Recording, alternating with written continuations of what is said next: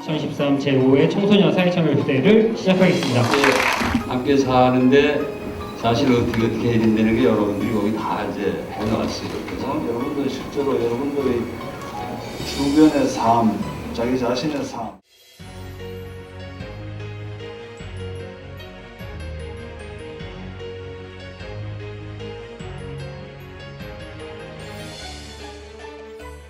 뒤에 보시는 그래프와 보시는 바와 같이 2007년에 비교해보며 2012년 범죄가 증가하고 있다는 것을 보실 수 있습니다. 다양한 원인들이 있겠지만 저희는 그 원인들 중 가로등 없는 어두운 거리를 원인으로 생각해 보았습니다. 가로등이나 무한등이 설치에 관한 시도군의 조례는 많이 찾아볼 수 있습니다. 그러나 저희 사천시의 법규 내에서 가로등에 대한 법률을 찾을 수 없었습니다. 이러한 내용을 바탕으로 저희가 제시하는 공공정책으로 첫 번째, 지그재그 형태로 가로등을 배열하는 것입니다. 지그재그 형식은 마주보기 배열보다도 비추는 영역이 서로 어긋나게 되어 골고루 비춰질 수 있습니다. 다음으로 두 번째 정책은 푸른 가로등의 설치를 도입하는 것입니다.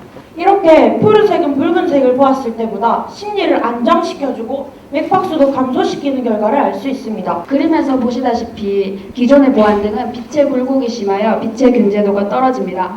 그렇지만 LED 보안등은 빛의 굴곡이 완만하여 근제도가 높습니다. 효율 면에서도 60%가 증가하였습니다. 연간 전기료 동안 64%나 절감된 것을 확인하실 수 있습니다. 그러므로 LED 가로등은 효율성과 경제성을 모두 갖추고 있어 정책으로서의 가치가 높다고 생각됩니다. 기대해 볼 만한 효과에 대해서 설명드리겠습니다. 저희의 활동을 통해서 시민들은 보다 안심하는 귀갓길, 또 언제 찾아올지 모르는 범죄로부터의 예방을 이룸으로써 보다 안전한 밤거리를 기대해 볼 수 있겠습니다. 삼천포 중앙구에서 가로등 때문에 학생들이 굉장히 어려웠던 사례. 그 어두운 거리 때문에 잘 안 보여서 넘어진 애들도 있었고 그런 사례들이 좀 빈번하게 있었어요.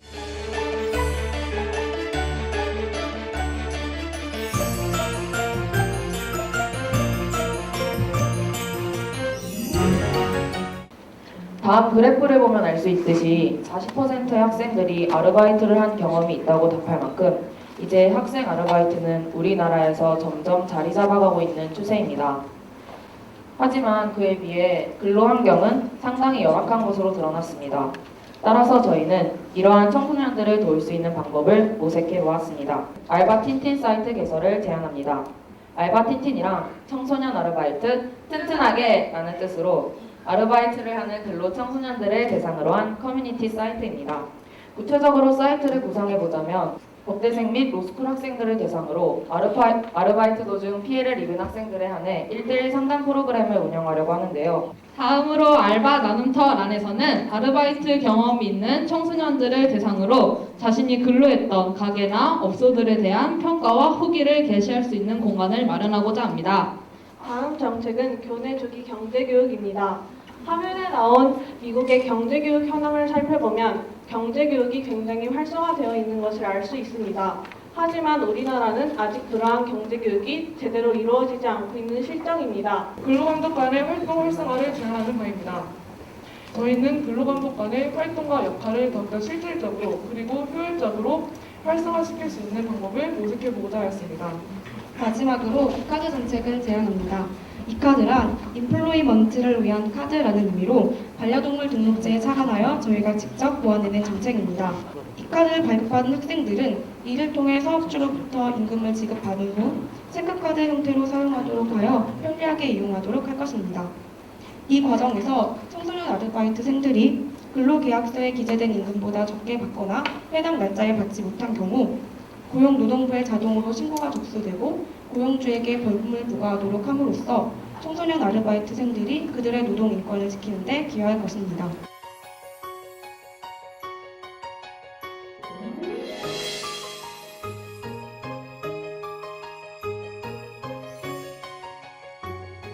최근 서울 시내에서 길거리를 걷거나 시내버스를 이용하다 보면 선정적이고 야한 문구, 사진 등을 내세운 성형 광고와 미용 관련 광고물들을 많이 접해볼 수 있습니다. 사실 서울 시내버스에는 금지 광고물 규정이 존재해서 이러한 광고물들은 사실상 없어야 합니다. 하지만 이러한 광고물들을 아직도 흔하게 찾을 수 있기 때문에 저희 우리 버스가 달라졌어요에서는 서울시내 버스 광고물에 대한 현황과 문제점을 조사하고 이에 대한 해결책을 제시해 보았습니다. 네, 의료광고법 56조 제2항에 보면 다음과 같은 내용이 나와 있습니다. 의료법인, 의료기관, 의료인 혹은 다른 의료기관의 경우에 치료 효과를 보장하는 등 소비자를 현혹할 우려가 있는 광고를 올릴 수 없습니다. 근데 하지만 실제로 위의 법률 조항이 제대로 지켜지지 않는 것이 현실이에요. 법 조항에서도 소비자를 현혹할 우려가 있는 내용이라고 나와 있는데 이렇게 기준이 애매해서 관리도 더 어려운 것 같아요. 현재 서울시는 버스 운송 산업조합 산하 광고 관리 전담팀을 신설해 버스에 부착되는 외부 광고에 대한 전반적인 관리를 진행하고 있는데요. 이 과정에서 이 광고 양에 비해서 심의위원이 굉장히 한정되고 심의 기간도 짧기 때문에 여러 가지 문제가 발생합니다. 네. 그렇다면 이러한 문제에 대한 해결 방안은 없나요? 있습니다. 버스키퍼란 말을 들어보셨습니까? 아니요. 네, 버스키퍼란 저희가 만들어낸 새로운 개념입니다. 버스키퍼들은 자발적으로 지원한 시민들로 이루어지는데 일정 기간 동안 정해진 장소에서 버스에 붙여진 성형 광고를 사진으로 찍어 구청에 제출하는 활동을 합니다. 더욱 실질적이고 확실한 문제 제기와 높은 실행 가능성을 위해 서울시청의 천만상상 오아시스 2.0이라는 사이트에 직접 민원을 제기했습니다. 버스키퍼 제도 실시 후 변화된 모습입니다. 엄마 나 저 박물관 가고 싶어 전시관. 그럴까? 우리 이번 주말에 갈까? 가자. 근데 버스 광고가 많이 달라졌네? 그러게 우리 버스가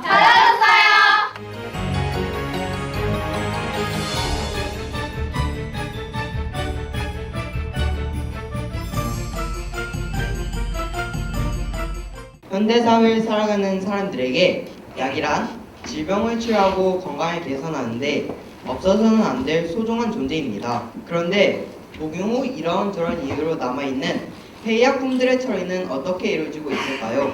환경부에서는 2008년부터 가정 내 폐의약품의 회수, 처리 사업을 추진하고 있습니다. 뚜렷한 처리 절차가 있음에도 많은 국민들은 폐의약품에 의한 폐해를 심각하게 느끼지 못하고 현재 우리나라에서 실시되고 있는 가정 내 폐의약품의 회수와 처리 과정을 살펴보면 소비자들은 각 가정에 남아있는 의약품을 정리 후 약국에 직접 전달합니다. 2010년 이후 수거 실적은 수지구의 미미한 증가량을 제외하고는 전반적인 수거 실적과 판매 폭수는 큰 변동이 없었습니다. 우리나라의 효율적인 폐의약품의 수거 처리를 위해 저희들이 제안한 대안 정책은 다음과 같습니다. 첫째, 그린 마일리지 실시. 둘째, 대형마트 내 폐의약품 수거 설치.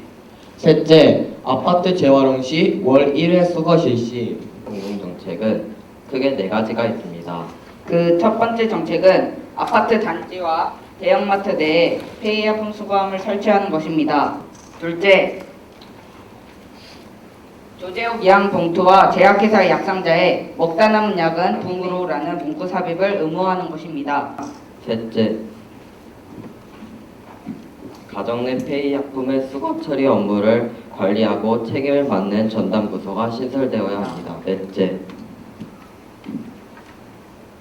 가정 내 폐의약품을 생활 폐기물이 아닌 유해물질 관련 법령에 포함시켜야 합니다. 폐의약품의 올바른 처리 방법과 위험성을 알리고 현 상황을 파악하는 설문조사와 서명운동을 실시하고 거리 홍보 운동을 하였습니다. 계속된 노력으로 약 봉투에 폐의약품 처리 안내에 관한 표기 의무화를 책임자로부터 약속받았고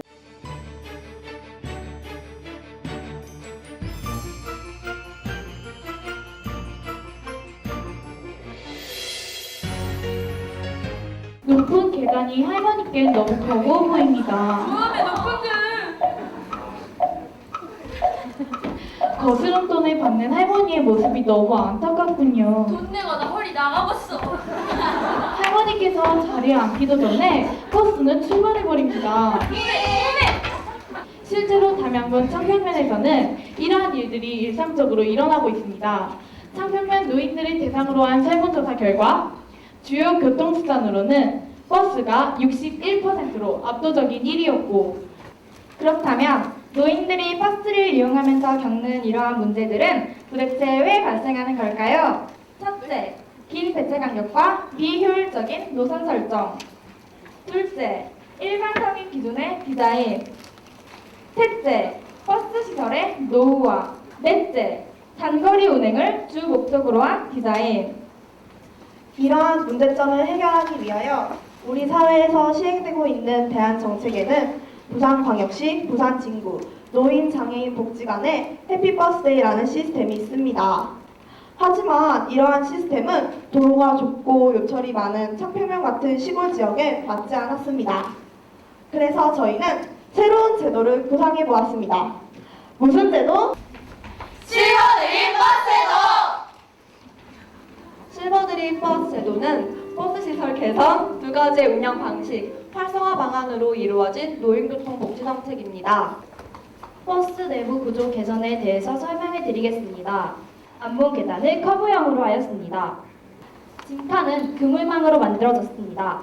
손잡이를 없애고 노인들이 기대거나 잡을 수 있는 안전봉을 더 많이 설치하였습니다. 그렇다면 실버드림 버스는 어떻게 운영될까요? 실버드림 버스는 특별한 요금 지불 시스템을 가지고 있습니다. 바로 실버드림 버스 전자카드 제도입니다. 카드 소지자만 버스에 탑승할 수 있으며 카드 발급은 온라인 신청과 오프라인 신청 두 가지 방법이 있습니다. 실버드림 버스 제도가 더 잘 운영되고 더 많은 노인들이 혜택을 누릴 수 있게끔 홍보활동과 봉사활동 등의 활성화 방안을 마련하였습니다.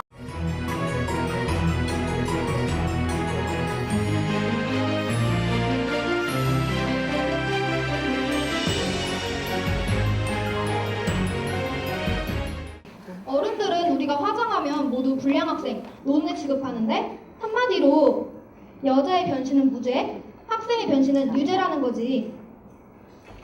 이렇게 어른들의 생각과 우리들의 생각이 다른데 이 문제를 어떻게 해야 하지? 학생인권조례 제12조 1항에서 학생은 두발, 복장 등 용모에 있어서 자신의 개성을 실현할 권리를 가진다라고 규정하고 있습니다. 하지만 저희들은 이 자신의 개성이라는 모호한 용어 때문에 어디까지 갖고도 되는지 애매합니다. 마지막으로 화장법에 대해 말씀드리겠습니다. 올해 3월 국회에서는 노인과 영유아, 임산부를 위한 화장법 개정안이 논의되었습니다. 이것은 유해화학 성분의 안전 기준에 대한 인증 제도를 만들자는 것이었는데 청소년에 대해서는 전혀 언급이 없었습니다. 대안 정책에서 말씀드린 것처럼 현재 시행 중인 정책은 실효성이 없어서 저희들이 도출해낸 4가지 바로 및 공공 정책을 말씀드리겠습니다. 첫 번째는 지속적인 캠페인의 진행입니다. 두 번째는 청소년 화장에 대한 의무 교육을 제한합니다.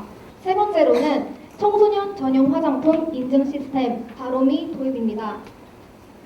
마지막으로 4번째는 청소년 화장 실태를 반영한 바로미 규칙 개정을 제안합니다. 저희는 피켓과 전단지, 현수막을 준비하여 각 학교와 거리에서 홍보활동을 하였고 바로미 인증제 도입과 규칙 개정을 위한 서명운동을 하였습니다. 저희들은 화장품 연구소, 피부과, 화장품 전문점, 시약처를 방문하여 조사한 결과와 서명운동을 바탕으로 지역자치단체와 교육청, 시약처에 바로미 인증제 도입과 화장 교육의 필요성을 제안하였습니다. 마지막으로 학교 교장 선생님을 만나 뵙고 우리들의 활동을 통하여 합리적인 학생 지도를 위해 화장 금지 규정법을 그리고 화장에 관한 명확한 가이드라인을 정하고 그 선을 넘는 부분에 대해서는 규칙을 개정하도록 하였습니다.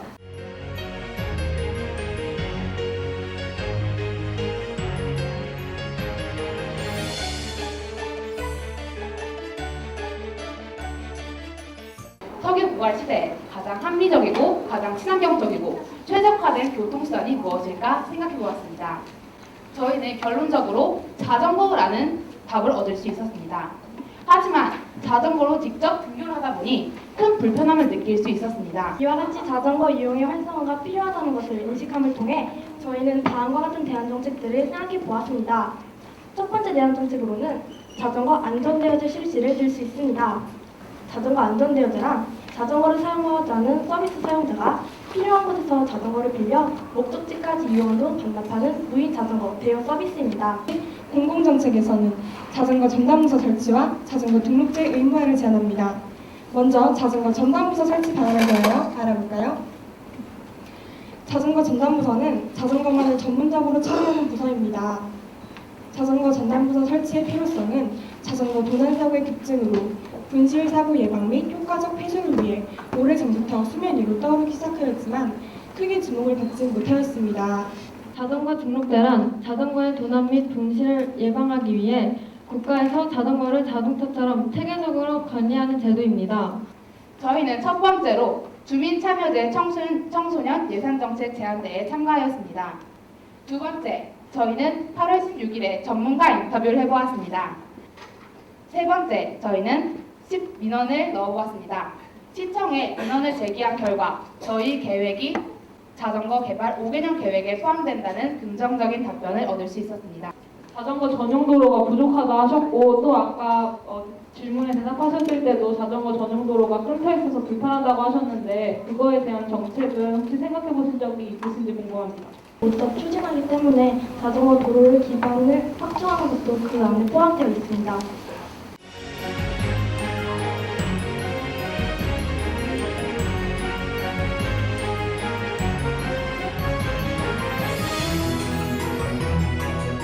현재 햄버거는 가공식품과 조리식품의 모호한 기준으로 인해 가공식품으로 분류되어 있지 않아서 식품첨가물 표시제가 적용되고 있지 않습니다. 앞서 나온 문제와 관련하여 어떤 정책이 시행되고 있는지 말씀해 드리도록 하겠습니다. 성분 표시는 가공식품에 해당되는 제품에만 표기될 수 있으므로 햄버거 역시 가공식품으로 분리되어야만 성분 표시를 할 수 있습니다. 다음은 식품 완전 표시제에 대해 설명해 드리겠습니다.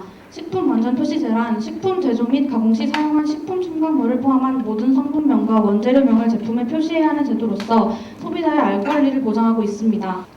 최근 식품과 식생활 안전에 대한 인식 교육성이 강조되는 추세입니다. 정부는 식생활 교육 지원법을 2013년 3월 23일부터 개정해 시행하고 있습니다. 이를 해결하기 위해 현재의 분류 기준을 개선하여 햄버거를 가공식품으로 분류하고 식품 첨가물 표시를 의무화하여야 합니다. 첫째, 식품 첨가물 또는 식품 첨가 유무에 따른 분류입니다. 둘째, 위해 발생 우려 여부에 따른 분류입니다. 햄버거는 과다 섭취할 경우 신독성을 지녀 신장에 악영향을 끼치는 폴리인산 나트륨처럼 햄버거에 들어가는 식품 첨가물들은 인체에 악영향을 끼칠 가능성이 남아있기 때문에 두 번째 기준도 충족합니다. 마지막으로 가공 처리 여부에 따른 분류입니다. 이와 같이 세 가지 분류 기준을 모두 충족하기 때문에 햄버거는 조리식품이 아닌 가공식품으로 분류되어야 합니다. 하지만 복합 원재료 표시의 미비 등 여러 가지 모순이 발생하기 때문에 이를 보완한 정책으로 저희는 어디티브 시그널 제도를 도입하기로 했습니다. 어디티브 시그널 제도란 식품 첨가물을 특징별로 분류하여 비율을 표시하는 제도로 소비자들에게 식품 첨가물에 대한 정보를 제공하여 알고 섭취하게 합니다. 그리고 우리 정책이 실현 가능한지를 좀 알아야 될 거 아니야. 그러면 전문가한테 좀 평가를 받는 것도 좋을 것 같아. 맞아. 그러면은 관련된 일을 하는 강동보건소의 식품위생팀에 연락을 해보자. 그리고 농협중앙회 식품 업무 담당자한테도 연락을 해보는 게 좋을 것 같은데? 청소년의 알 권리 우리가 지킨다.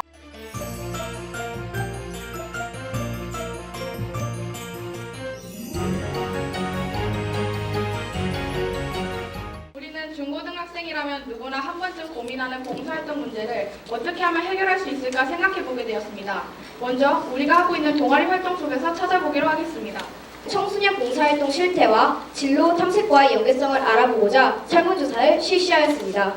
설문조사 결과 청소년들은 봉사활동이 진로 결정에 도움이 된다면 참여하겠다는 비율이 94%로 매우 높은 편이었지만 연관된 봉사활동을 해본 경험은 36%로 매우 낮은 편이었습니다. 다음은 대안 정책에 대해 말씀드리겠습니다. 서대문 자연사 박물관, 현대미술관, 전쟁기념관 등 일부 박물관과 미술관에서 청소년들에게 도스트 교육을 하고 해설의 교육을 주는 시도를 하고 있었습니다. 하지만 아직은 이러한 봉사를 하고 싶어하는 청소년들에 비해 기회가 턱없이 부족합니다. 국내외 청소년 도슨트 교육 사례에 대한 조사 결과를 분석하고 중요 기관의 공공정책을 제안하기로 하였습니다. 먼저 지난 7월 12일에 문화재청 홈페이지에 청소년 경복궁 문화유산 자원봉사 해설자 공개 모집에 관한 제안서를 올렸습니다. 첫 번째로는 박물관 해당 공공기관 내 강좌 개설입니다. 둘째는 전문가 학예사분들의 검증 과정이 반드시 필요하다는 것입니다. 세 번째는 청소년들을 위한 세미나를 여는 것입니다. 봉사, 진로, 그리고 역사 문화해설 이 세 가지 요소가 균형 있게 어우러지려면 박물관 내 강좌 개설, 교육기관의 체계적인 도움과 같은 공공기관의 적극적인 지원이 필요로 합니다. 문화 이적 진학 궁궐, 박물관 등에서 기회를 더 많이 지원한다면 더 많은 학생들이 문화 해설에 관심을 가지게 될 것이고, 이는 청소년들이 가진 역량을 발휘하게 함으로써 재능 기부를 도출해낼 것입니다.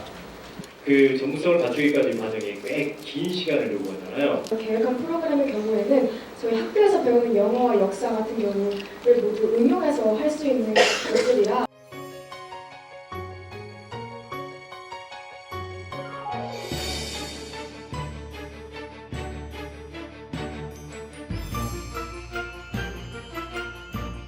용돈을 벌기에 인쇄소에서 아르바이트를 했었는데요. 제가 알기로는 근로기준법에 게재된 법정 근로시간이 하루에 7시간으로 알고 있습니다.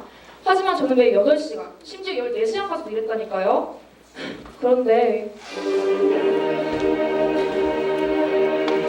더 일한 만큼 돈을 받지도 못했어요. 앞서 HI 사례를 보셨듯이 청소년들은 성인들보다 부당 대우를 더 많이 받고 있음을 알 수 있는데요. 아르바이트를 원하는 청소년의 비율은 81.3%로 압도적이게 높았습니다. 하지만 최근 많은 홍보에도 불구하고 법정 근로시간인 7시간을 초과해서 일하는 청소년이 25.1%였고 평균 시급을 법정 최저임금보다 적게 받는 청소년 역시 24.7%로 나타났습니다. 지금 현재 근로기준법을 보시면 청소년들의 노동 인권을 위한 법안들이 충분히 마련되어 있습니다. 저나 제 친구들은 그런 법안이 있는지도 몰랐는데요. 그리고 근로기준법이 있다고 해도 제대로 시행되고 있지 않잖아요. 시의원님, 저희 청소년의 입장에서 볼 때 지금 있는 정책들도 아쉬운 점이 많아요. 현재 근로기준법은 제5장 여성과 소년을 마련하여 청소년 노동인권을 보장하고 있습니다. 하지만 현 근로기준법은 청소년을 위한 독립적인 노동 방안이 아닌 상대적 약자인 여성과 청소년을 포괄하여 제5장 여성과 소년을 마련하였습니다. 근로기준법은 잘 지켜지지 못하고 있습니다. 저희는 이것이 원인은 청소년 간의 독자적인 법규가 없기 때문이라고 보고 성남시 청소년 노동인권 및 권리 증진 조례를 제정하였습니다. 이 청소년 조례는 청소년이 평등하고 법적으로 보장받는 안전한 근로 환경을 만들어 청소년 노동 인권을 보장하고 권리를 실현하는 것을 목적으로 제정되었습니다. 저희는 노동인권 교육 응원과 안사활과 어플리케이션 제작 정책을 실현시키기 위해 성남시 2014년 예산 편성 시민 제안 사업에 참여하였습니다.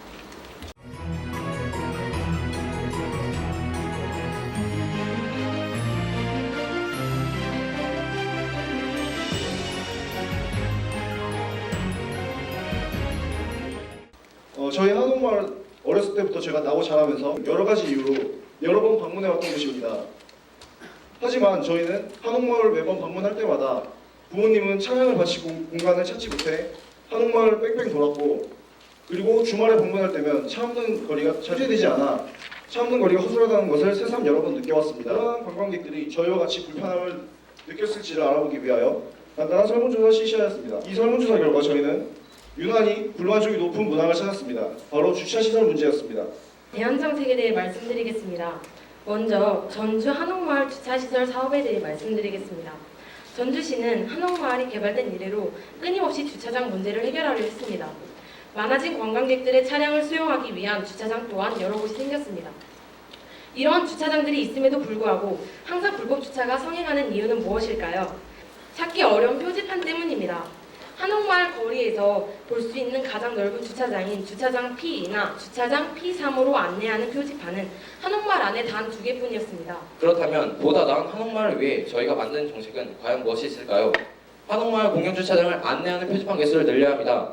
소행길인데 안내판이 보이잖아. 힘드셨죠? 주차장 안내판이 없어 불법 주장 이제 NO! 실행 계획을 말씀드리겠습니다. 저희는 한옥마을의 시행 중인 정책이 무엇인지 한옥마을 사업소에 이메일과 전화로 현 시행 정책을 문의하였고 답변을 받았습니다. 답변을 통해 현재 시행되고 있는 대안 정책들을 알 수 있었습니다. 저희는 문제 시정에 대한 사람들의 동의와 공감을 얻기 위해 시민과 관광객을 대상으로 1000인 설명 녹음을 하였고 지지와 호응을 얻을 수 있었습니다.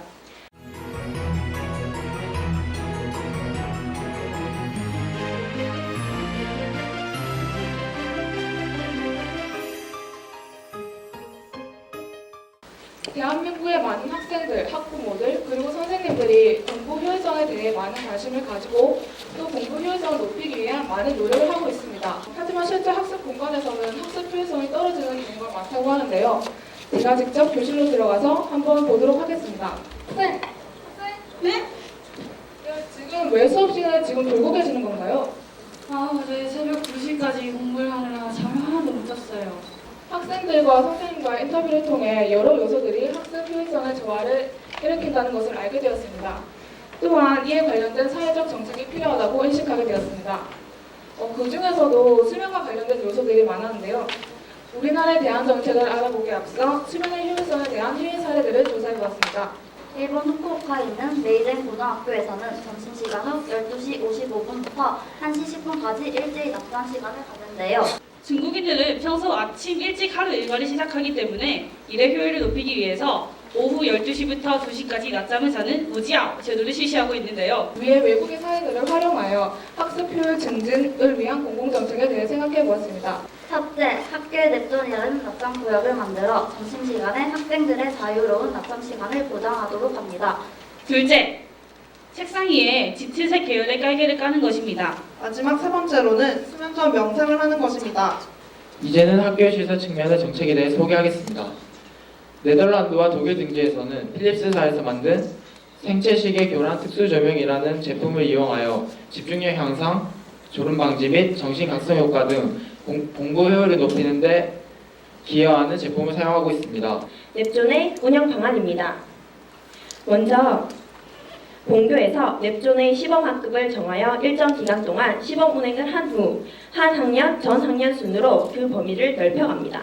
저희 발표를 시작으로 학생들의 학습 효율성을 신장시키는 후속적 조치를 마련하는 발판이 되었으면 좋겠습니다. 대상입니다. 상일여자고등학교 가운데리 최우수상 한평고등학교 말하는데요.